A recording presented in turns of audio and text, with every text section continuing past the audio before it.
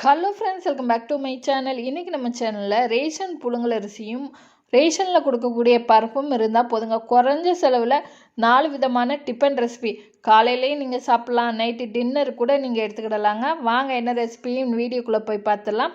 First என்ன ரெசிபினா, நல்லா ration அரிசி பருப்பை வச்சு நல்லா மொறு மொறுன்னு தோசை.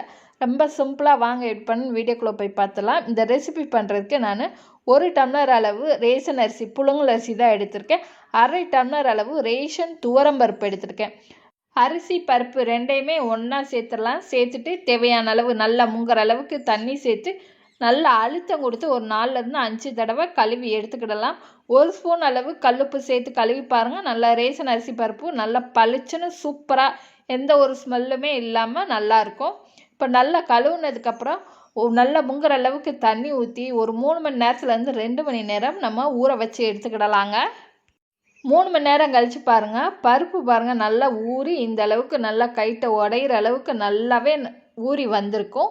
இப்போ ஒரு தடவை நல்லா கழுவிக்கிடலாம். அந்த அரிசியும் பருப்பையும் கழுவிட்டு நல்லா தண்ணியை வடிகட்டிட்டு மிக்ஸர் ஜாரில் நம்ம ஊற வச்சுருந்த அரிசி பருப்பை சேர்த்துக்கிடலாங்க.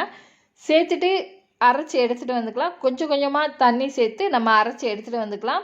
பாதி அளவு அரைச்சதுக்கப்புறம் காரத்துக்கு தகுந்த மாதிரி மிளகாய் வத்தல் சேர்த்துக்கிடலாம். இன்றைக்கி நான் ஒரு 4 மிளகாய் வத்தல் சேர்த்துருக்குறேன்.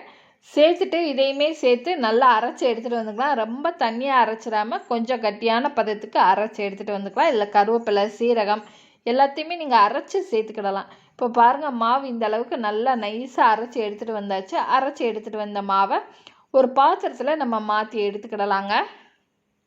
கொஞ்சமாக மிக்ஸர் ஜார்லையும் லேசாக கழுவிட்டு அந்த தண்ணியுமே இந்த மாவு கூட சேர்த்துக்கிறேன். 1/4 டீஸ்பூன் அளவு உப்பு சேர்த்துக்கலாம். கொஞ்சம் சீரகம் சேர்த்துக்கிடலாம். நீங்கள் இதில் இஞ்சி தேவைப்பட்டதுன்னா அந்த மாவு கூடயே கொஞ்சமாக இஞ்சி சேர்த்து நீங்கள் அரைச்சி கூட சேர்த்துக்கலாங்க. பெருங்காயத்தூள் கொஞ்சம் சேர்த்துக்கலாம். தேவைப்பட்டதுன்னா தண்ணி சேர்த்துட்டு நம்ம மாவை மிக்ஸ் பண்ணி எடுத்துக்கிடலாம். நல்லா தோசை மாவு பக்குவத்துக்கு நம்ம மிக்ஸ் பண்ணி எடுத்துக்கிடலாங்க. ஒரு 2 நிமிஷம் நல்லா கலந்து விடுங்க. கலந்து விட்டதுக்கப்புறம் ஒரு கரண்டி அளவு மாவு தோசைக்கல்லை எடுத்து எந்த அளவுக்கு உங்களால் மெல்லுசாக விரிக்க முடியுமோ அந்த அளவுக்கு விரிச்சிட்டு மேல் மாவெல்லாம் கொஞ்சம் கலர் சேஞ்ச் ஆன உடனே ஒரு 1/2 ஸ்பூன் அளவு எண்ணெய் சேர்த்துக்கோங்க. சேர்த்துட்டு இப்போது நல்லா மேலெல்லாம் நல்லா வெந்து நல்லா மேல் மாவு நல்லா கலர் மாறினதுக்கப்புறம் தோசையை நம்ம திருப்பி போட்டுடலாங்க. தோசை பாருங்கள் நல்லா மொறு மொறுன்னு கலர்ஃபுல்லாக இருந்துச்சு. நான் இதில் கொஞ்சமாக மஞ்சத்தூளும் சேர்த்துருந்தேன். இந்த மாவு கூடையும் நல்லா கலர்ஃபுல்லாக சூப்பரான குறைஞ்ச செலவில் ரேஷன் புழுங்கல் அரிசியும் ரேஷன் பருப்பும் வச்சும் நல்லா ஹெல்த்தியாக ஆரோக்கியமான தோசை ரெசிபி ரெடி பண்ணியாச்சுங்க. 2வதாக வாழைப்பூவும் நம்ம ரேஷன் அரிசி பருப்பை வச்சு சூப்பரான காலையில் டிஃபன் இல்லை ஈவினிங் ஸ்நாக்ஸாக கூட நீங்கள் இதை குழந்தைங்களுக்கு ரெடி பண்ணி கொடுக்கலாம். ரொம்ப ரொம்ப சிம்பிளாகவும் ஹெல்த்தியான ஆரோக்கியமான ரெசிபி. வாங்க எப்படி பண்ணணும்னு வீடியோக்குள்ளே போய் பார்த்துடலாம். 1 டம்ளர் அளவு அரிசி எடுத்துருக்கிறேன். பருப்பு 1/4 டம்ளர் அளவு எடுத்துருக்கேன். 1/2 ஸ்பூன் மட்டும் பார்த்திங்கன்னா உளுந்து சேர்த்துட்டுருக்குறேன். இது எல்லாமே சேர்த்து தண்ணி ஊற்றி பார்த்திங்கன்னா நல்லா ஒரு 3லேருந்து 4 தடவை கழுவிட்டு 1 ஸ்பூன் அளவு கல்லுப்பு சேர்த்து நல்லா அழுத்தம் கொடுத்து பிசைஞ்சு நம்ம கழுவி எடுத்துக்கலாங்க. கல்லுப்பு சேர்த்து நல்லா கழுவும் போது ரேஷன் அரிசியில் உள்ள ஸ்மெல்லு இந்த பிசுபிசுப்பு தன்மை இல்லாமல் இருக்கும். நல்லா கழுவிட்டு நல்ல தண்ணி ஊற்றி பார்த்திங்கன்னா மூடி போட்டு மூடி ஒரு 3 மணி நேரம் ஊற வச்சு எடுத்துக்கலாங்க. இப்போ ஒரு மிக்ஸர் ஜாரில் உங்கள் காரத்துக்கு தக்கன வரமிளகாய் எடுத்துக்கோங்க. ஒரு 10 அளவு தேங்காய், ஒரு 5லேருந்து ஒரு 10 சின்ன வெங்காயம் சேர்த்துக்கோங்க. ஒரு 4-5 வெள்ளைப்பூடு. இது எல்லாமே சேர்த்துட்டு பார்த்திங்கன்னா கொஞ்சம் கொரப்பாக நம்ம அரைச்சி எடுத்துகிட்டு வந்துக்கலாங்க. தண்ணி எதுவுமே சேர்க்க வேணாம். தண்ணி சேர்க்காமல் கொரப்பாக அரைச்சி எடுத்துகிட்டு வந்தாச்சு. இப்போ அரைச்சி எடுத்துகிட்டு வந்த தேங்காய், வெங்காயம், வெள்ளைப்பூடை பார்த்திங்கன்னா ஒரு பாத்திரத்தில் நம்ம மாற்றிக்கலாங்க. இப்போ அரிசி பார்த்திங்கன்னா 3 மணி நேரம் ஊறினா போதும். நல்லா ஊறி வந்துருச்சு. ஊறினதுக்கப்புறம் நல்லா ஒரு 2லேருந்து 3 தடவை மறுபடியும் கழுவிட்டு மிக்ஸர் ஜாரில் நம்ம தேங்காய் அரைச்ச மிக்ஸர் ஜார்லேயே நம்ம அரிசி பருப்பு உளுந்து ஊற வச்சுருந்தோம் இல்லையா, அதை சேர்த்துடலாங்க. சேர்த்துட்டு அதிகமாக தண்ணி ஊற்றிடாமல் நல்லா கெட்டியான பக்குவத்துக்கு பார்த்திங்கன்னா நல்லா நைஸாக அரைச்சி எடுத்துகிட்டு வந்துருங்க. இந்த அளவுக்கு பார்த்திங்கன்னா நல்லா நைஸாக அரைச்சி எடுத்துகிட்டு வந்துருங்க. அரைச்சி எடுத்துகிட்டு வந்த மாவை நம்ம தேங்காய் கொரப்பாக அரைச்சி ஒரு பாத்திரத்தில் மாற்றி வச்சுருந்தோம் இல்லையா, அதில் சேர்த்துடலாங்க. சேர்த்துட்டு மாவுக்கு தேவையான அளவு உப்பு சேர்த்துக்கலாங்க. கொஞ்சமாக கருவேப்பிலை சேர்த்துக்கலாங்க. உங்களுக்கு எந்த அளவுக்கு கருவேப்பிலை தேவைப்படுதோ அந்த அளவுக்கு கருவேப்பிலை சேர்த்துக்கோங்க. பெருங்காயத்தூள் கொஞ்சம் சேர்த்துக்கலாம். மல்லித்தலை தேவைப்பட்டதுன்னா மல்லித்தலை சேர்த்துக்கலாங்க. எல்லாம் சேர்த்துட்டு பார்த்திங்கன்னா பொடியாக நறுக்குன வாழைப்பூ சேர்த்துக்கலாங்க. 2 கைப்பிடி அளவு நான் வாழைப்பூ சேர்த்துருக்குறேங்க. வாழைப்பூவை சேர்த்துட்டு நல்லா இந்த மாவு, தேங்காய் துருவல், இந்த வாழைப்பூ எல்லாம் கலந்து மிக்ஸ் பண்ணி வர்ற மாதிரி பார்த்திங்கன்னா கைட்ட ஒரு 5 நிமிஷம் பார்த்திங்கன்னா நல்லா அடித்து கொடுத்துக்கோங்க. நல்லா கலந்ததுக்கப்புறம் தோசை கல்லில் நம்ம லேசாக எண்ணெய் தடவிட்டு நம்ம ரெடி பண்ணி வச்சுருந்த மாவை பாருங்கள், இந்த மாதிரி எந்த அளவுக்கு மெல்லுசாக அடை மாதிரி உங்களுக்கு தேய்க்க முடியுமோ அந்த அளவுக்கு தேய்ச்சிட்டு 1/2 ஸ்பூன் அளவு எண்ணெயும் சேர்த்துடலாம். சேர்த்துட்டு மீடியம் ஃப்ளேமில் ஒரு 2 நிமிஷம் வேக விடுங்க. அப்போல்லாம் உள்ளெல்லாம் நல்லா வெந்து வரும். வெந்ததுக்கப்புறம் 2 நிமிஷம் வெந்ததுக்கப்புறம் நம்ம மாவை திருப்பி போட்டுடலாங்க. திருப்பி போட்டதுக்கப்புறம் தேவைப்பட்டதுனால் 1/2 ஸ்பூன் அளவு எண்ணெய் சேர்த்துட்டு மறுபடியும் 2 நிமிஷம் வேக வச்சு எடுத்துட்டோன்னா சூப்பராக ஹெல்த்தியான வாழைப்பூ ரேஷன் அரிசி துவரம்பருப்பு அடை ரெடி ஆயிடுச்சுங்க. இந்த மாவில் நீங்கள் சின்ன சின்ன பீஸாமும் குணுக்கு மாதிரி கூட நீங்கள் நிறைய எண்ணெயில் குழந்தைங்களுக்கு டீ டைம் ஸ்நாக்ஸாக கூட நீங்கள் ரெடி பண்ணி கொடுக்கலாம்.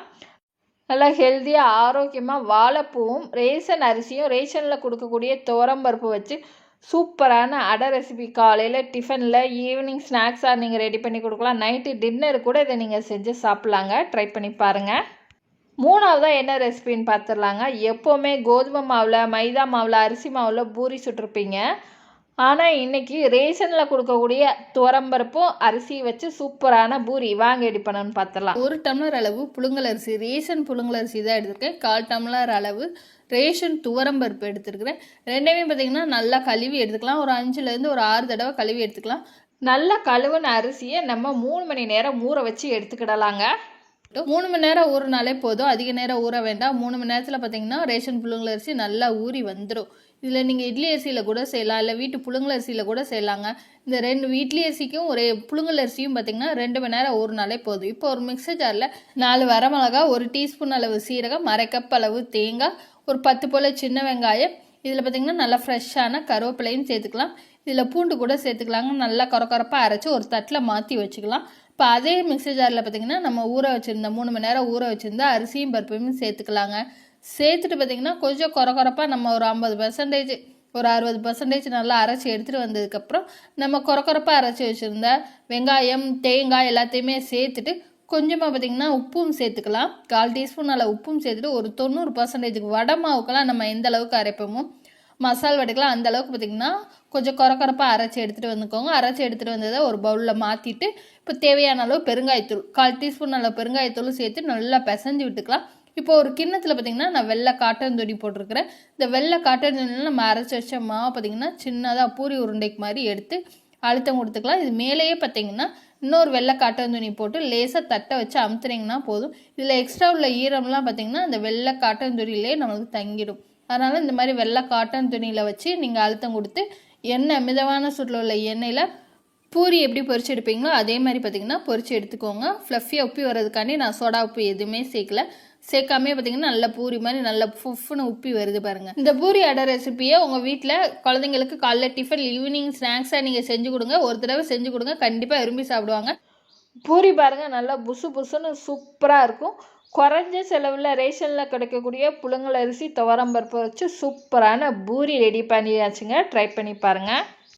4வதாக ரேஷன் புழுங்கல் அரிசியும் துவரம்பருப்பும் ஊற வைக்காமையே டக்குன்னு ஒரு 15 நிமிஷத்தில் நீங்கள் காலைல tiffin, evening snacks, night dinner கூட சாப்பிட்டுக்கலாம். வாங்க இந்த ரெசிபின்னு வீடியோக்குள்ளே போய் பார்த்துலாம். 1 டம்ளர் அளவு ரேஷன் புழுங்கல் அரிசி எடுத்துருக்கேன். 1/4 டம்ளர் அளவு ரேஷன் துவரம்பருப்பு எடுத்துருக்கிறேன். இது ரெண்டையுமே பார்த்திங்கன்னா நல்லா கழுவி எடுத்துக்கலாம்.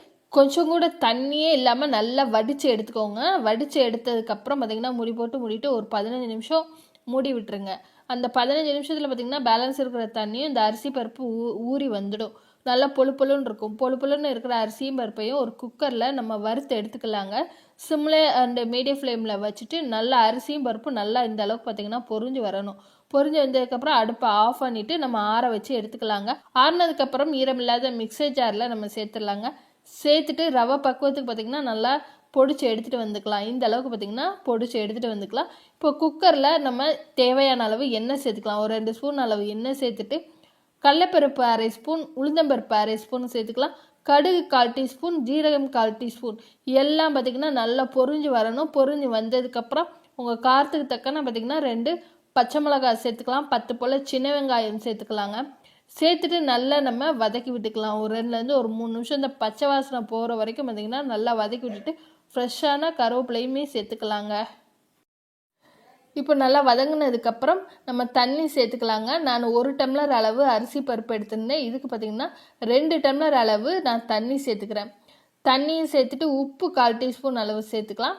இந்த உப்பு தண்ணி எல்லாமே கொதித்து வந்ததுக்கப்புறம் நம்ம பொடி பண்ணி வச்சுருந்த அரிசியும் பருப்பையும் அடுப்பை சிம்மில் வச்சுட்டு சேர்த்துக்கோங்க. ஹை ஃப்ளேமில் வச்சுட்டு சேர்த்திங்கன்னா கட்டி விழுந்துடும். சிம்மில் வச்சு சேர்த்துட்டு நல்லா கலந்து விட்டிங்கன்னா நம்மளுக்கு கட்டி இல்லாமல் இருக்குங்க. சிம்மில் வச்சு சேர்க்கும்போது இந்த கலந்து விட்டதுக்கப்புறம் பார்த்திங்கன்னா ஒரு 5லேருந்து ஒரு 10 நிமிஷத்துலேயே நல்லா இந்த அளவுக்கு திக்னஸ் ஆக ஆரம்பிச்சிடும்.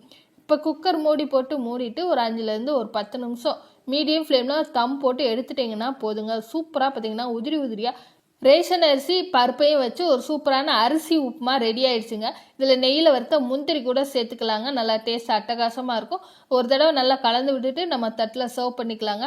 ரொம்ப கம்மியான செலவு தாங்க ஆகும்.